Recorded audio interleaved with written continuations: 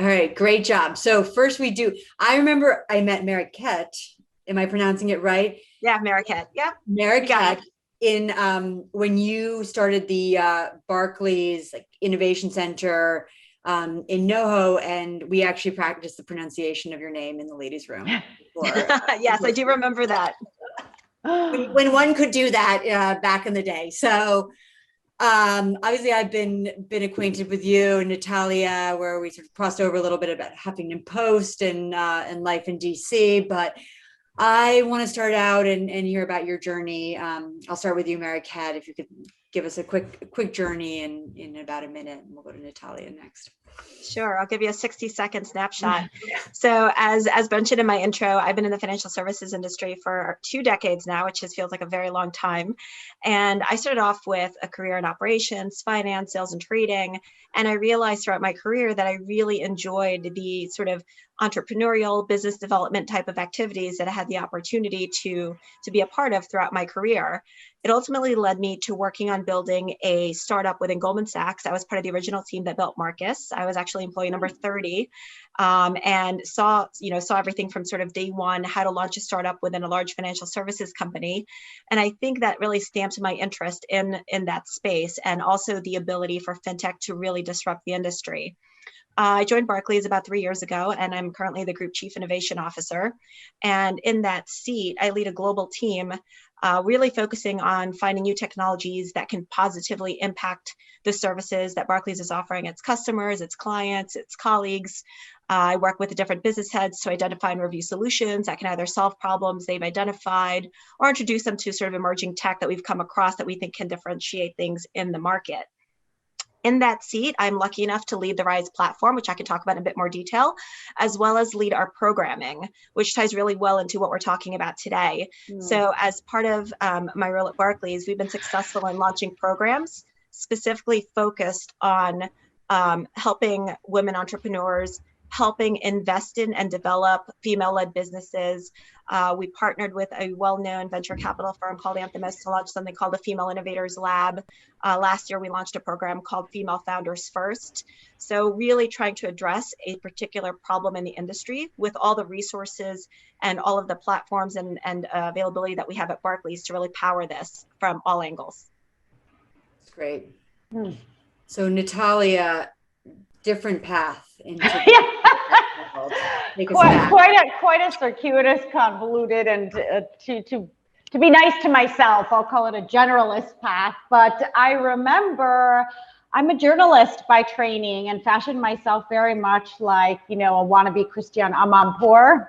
Ended up, and I followed you in DC circles for a very, very long time. I'm kind of like mildly starstruck and sweaty right now to finally be doing this, but ended up, Southside Chicago immigrant family and upbringing, competitive ice skater haircut. So I understand that athletes kind of drive, hustled my way into a variety of different posts, including John Kerry's press office as an intern, at the birth of kind of social media, digitalization, and digitalizing your voice. Ended up in a US embassy where at about 25, through the gifts of, I think, naivete, youth, and more naivete, I advocated to the State Department that, embassies need to be focusing on this burgeoning tech ecosystem in Europe, especially the Nordics, mainly because of this strong sense of shared values. And that became a lot of the diplomatic focus. And what do I mean by that? Shared values in the space of innovation, really focusing on diversity, women's entrepreneurship, and sustainability in the holistic sense, which I feel is really rooted in diversity and inclusion as the driver of a new way to set up business societies and bring nations together even. And I've always felt that entrepreneurship is the greatest form of empowerment in that way. So spent 5 years doing that in the US Embassy, followed a rise of all of these companies, Spotify, Klarna, Minecraft, entering the US and becoming the behemoths they were, and really being kind of a bind between Stockholm and Silicon Valley. That led to 6 years as the CEO of Spotify's foundation, which again, I focused on kind of those shared values in tech and trying to build a transatlantic bridge around those values, again, in diversity, inclusion, women's entrepreneurship, sustainability. Never thought I would be in finance. I've met the Klarna founders about 12 years ago. And at the time, I didn't even know what the word FinTech meant. And I said, it'll never work. Everyone in America still writes checks. A lot of people in my family still do write checks, yet here I am, really, really, really loving coming into Klarna with this perspective of, they've mastered this incredible product. FinTech is exploding due to a variety of factors beyond just the pandemic. But now, as we are this behemoth that has really picked up on the next generation of youth trends, and especially like 70% of our users are women. So millennial and Gen Z women, how can we kind of use that platform to drive their preferences, their voices, transparency around, we shop and we bank with our emotions. Like, it is a very kind of emotional and specific experience, and it's been really, really fun. It's been about 5 months, feels like 5 years in this role in a hyper growth setup. But I think a lot of my role is kind of reimagining that impact and reimagining the shared values and how we can bring them to life, like in this financial setting. Yeah, I mean, there's so much to talk about here, and we booked too little time, so and I mentioned that on LinkedIn. For everybody who doesn't really know what Klarna is, I'll try to sum it up very quickly. It's a sort of buy now, pay later product that has been around for a while, but is really 16 years. Yeah. So like, I think that's another story of, there's all this romanticism about around, you can build a company in 2 years or 5 years or whatever. No. But really, these things take a long time. What's interesting is like a firm went public this fall, but Klarna is actually valued more privately. And so, but I want to get back to Mariquit because you're both dealing with these issues around inclusion from very different platforms, if you will. I mean, she's doing it at a massive financial institution. You're doing it now at a massive private company. And, it's such a big, there's so much work to be done there on each side. I guess my question is really like, how do you not get discouraged by such big problems? Yeah. I think it's starting with what you can control within your current remit, right? So I can't change the world overnight. And one of the first things I remember coming into the seat was seeing how amazing all these programs Barclays already had running were, and how many great companies that they've been exposed to or working with or invested in. But the percentage of female-led companies, for example, was quite small. So one of the first things I tried to figure out was, are we not selecting the right companies? What's going on? And we really found the root of the problem was the number of applicants coming from female-led businesses were really, in parallel with the percentage of companies we were accepting that were led by women. And so we really focused on the problem, which was, let's get more companies in the pipeline, right? Do we need to do more outreach? Are we not going to the right places? Are we not talking to the right people? And really make that effort so that we can get closer to 50-50 or to the sort of that, the best of our abilities. And then the numbers started slowly creeping up. To be honest, we're not at 50-50, but we are way better than where we were 3 years ago. And that also led us to think about what kind of programming can we do that really focuses on that population. So in the last couple of years, Barclays launched a Black Founders Accelerator.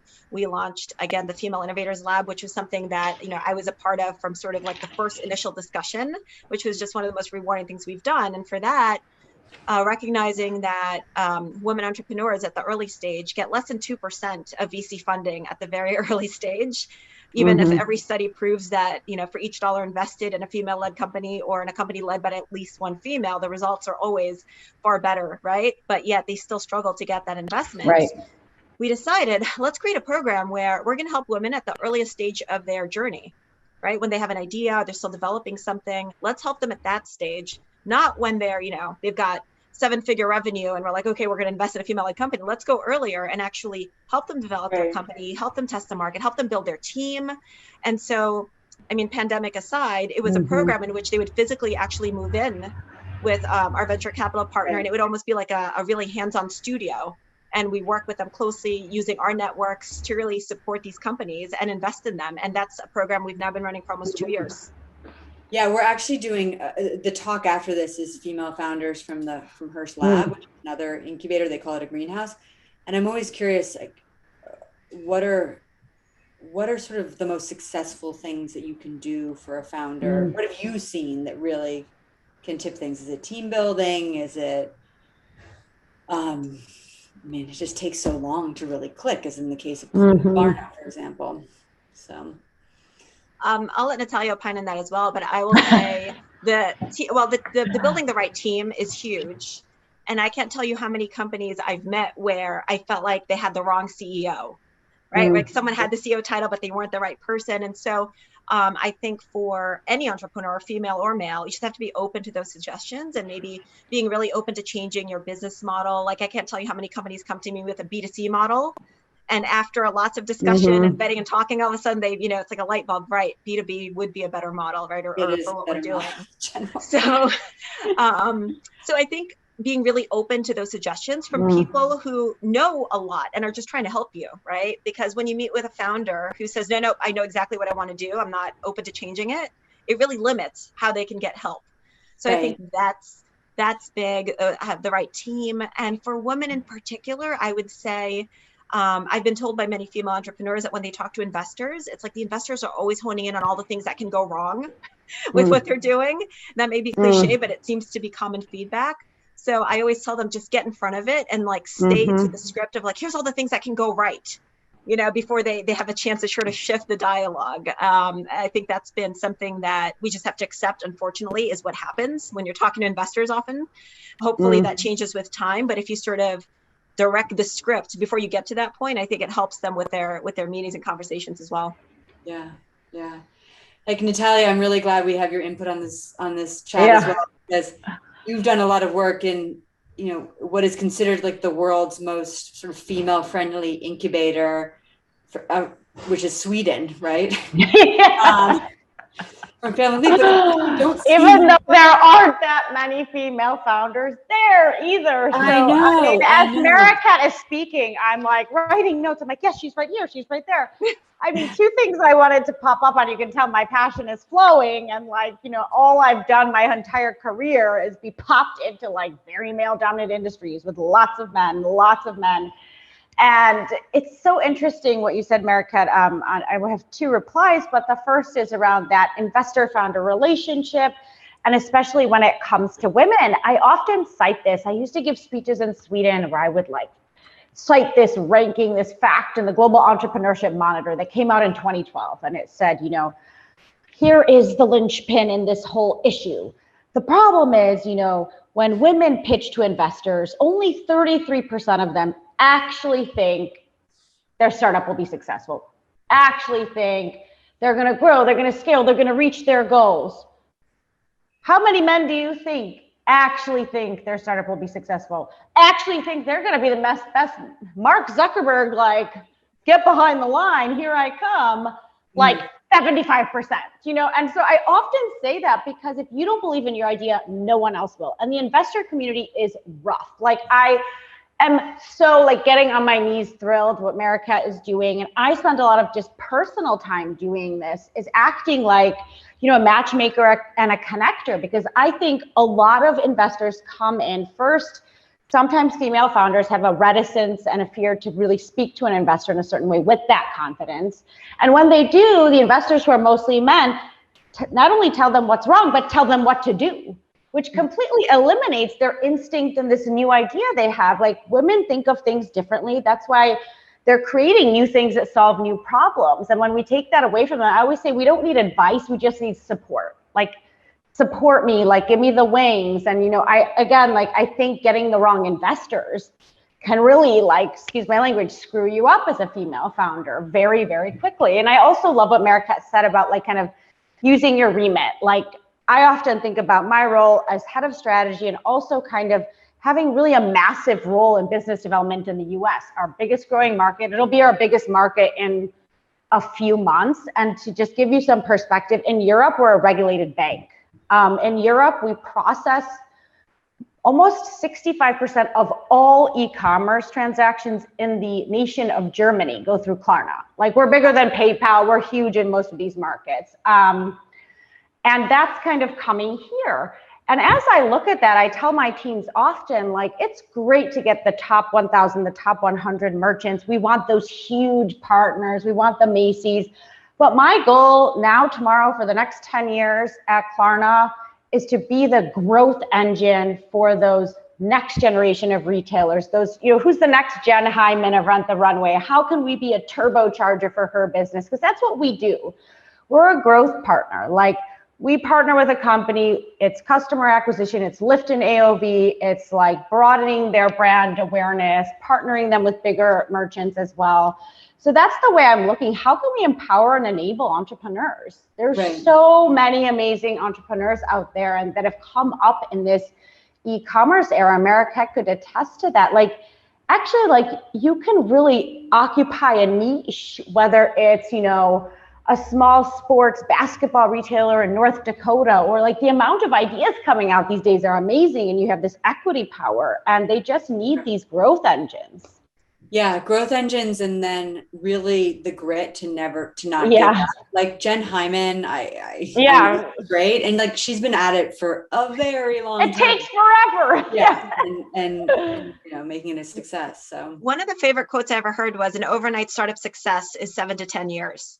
Yeah. And or actually, like, that's really good. There's a great Steve Jobs one, which says that there's a Steve Jobs quote where he says, "I'm always amazed by how long it takes to build an overnight success." Like, people don't realize that Apple was basically 20 years. Oh my gosh, of course.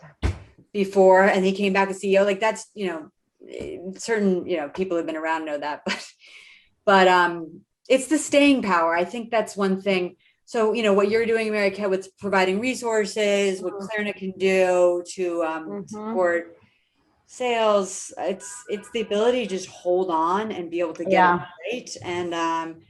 And really, I try to counsel people who are coming up that it's just, you have to just prepare yourself for major valleys and some peaks, and absolutely. And you got to hold on.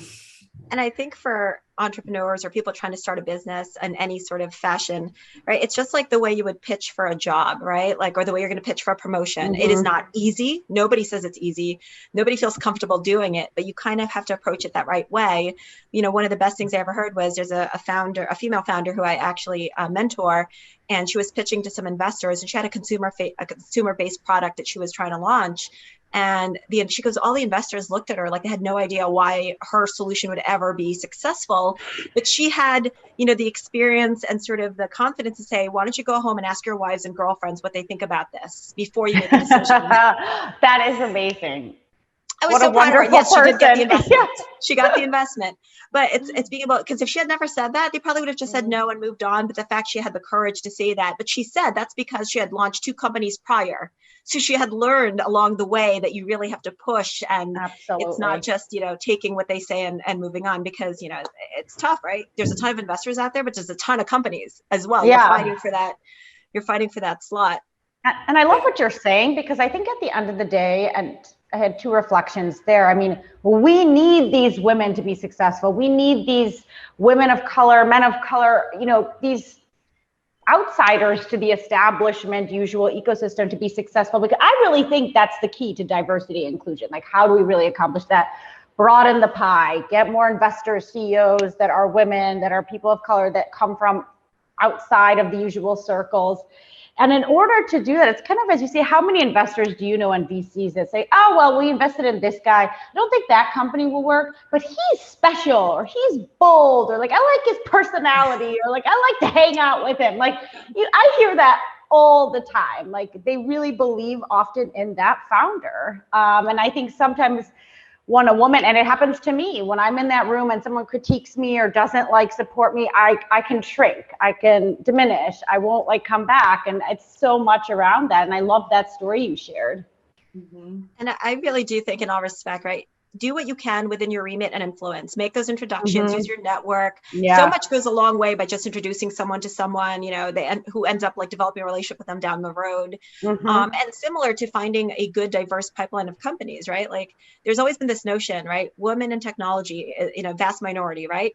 no surprise, it's been that way for a long time. And I've heard people in the market say, well, there aren't as many women in that industry.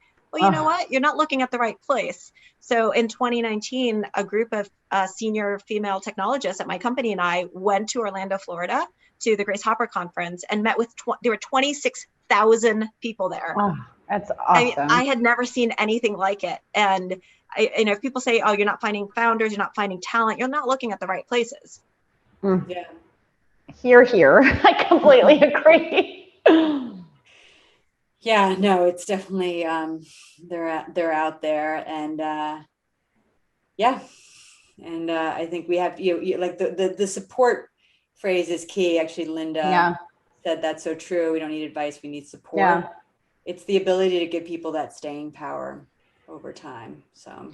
And that I know, I love what you said as well. I'm getting so excited about kind of network and introducing people. Like you know this, Catherine Madeline Albright has that famous quote, like special place in hell for women who don't help other women. And I often say, like, if you're so lucky, like I don't deserve to know the people I know. It's luck, it's spontaneity, it's running into someone. There is no one I won't introduce people to. Like, if you have a network, it is your responsibility to share it, connect. Like, it's so important, because I think 99% of businesses that, and guess what? These women that don't have that network, that are rising up right now, they don't have that opportunity to like bump into a senator at the elevator on the Hill, like have that moment of spontaneity because of COVID. Like, I worry so much that when that's been taken away, it's all about trusted networks, and young people don't have them. So we need to like double down on that kind of connectivity and like encouragement, because it's going to be a hard period. Like, I often think, like, where the hell would I be if I was 21 again or 22 during this period? I didn't know anyone. I didn't come from anywhere. Like, I didn't get invited to conferences. Like, people are only, I think, with Me Too, with the tech lash, with everything that's been happening, with obviously the pandemic, people are becoming a little bit more insular. Maybe, hopefully it won't stay that way, but there's a trust deficit and there's a certain insularity. And I think new people will have a hard time breaking in. And we really need to be aware of that. So what's one good virtual networking tip? This is what I do when I meet with someone, especially who's coming out of college, who asks for help. I say, go through my LinkedIn and put together a spreadsheet and write an intro blurb, make it super easy on me, and I'll just forward the email. Absolutely. And by the way, I go when, especially men who've built successful companies in my space say, I want to help you. I say, great. I'm going to put someone on your LinkedIn. We're going to go through it, and I'm going to come up with 20 names, and you're going to make introductions for me, and we're going to have those emails written. Sure enough, it really works. But you have to manage up, right? You have to manage up for those relationships. Yeah. And I think that's so key, right? One of the toughest things I remember hearing as I was progressing in my career, I had someone say to me, just keep in mind, your next opportunity, your next job isn't going to come from how brilliant you are, how smart you are. It's going to come from a connection or someone in your network. And that's what's going to help you propel your career. And that's held true over and over again. Yeah. So interesting. Yeah. I like the LinkedIn thing. I do that. I do that as well. I'm leaning into LinkedIn these days. Yeah, I used to not be a big LinkedIn person. Yeah, me too. I mean, I find that people they actually do want to connect more in some ways, that we just have more time. So, if you get a good intro, it's really compelling. But absolutely. Yeah, it's good. Well, we have 2 minutes left, so I'm going to ask each of you to give some advice to your prior selves at the start of your careers. What would you have told yourself then, what you know now?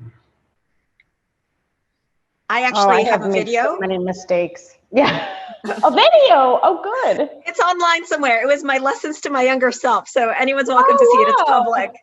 Okay. Well, but my 20-second summary for that is to take more risks. I think early in my career, I kind of thought if I just do a good job, people will look out for me. I'll play the safe route and sort of propel in my career. And I realized my biggest opportunities and my biggest successes always came from my biggest risks.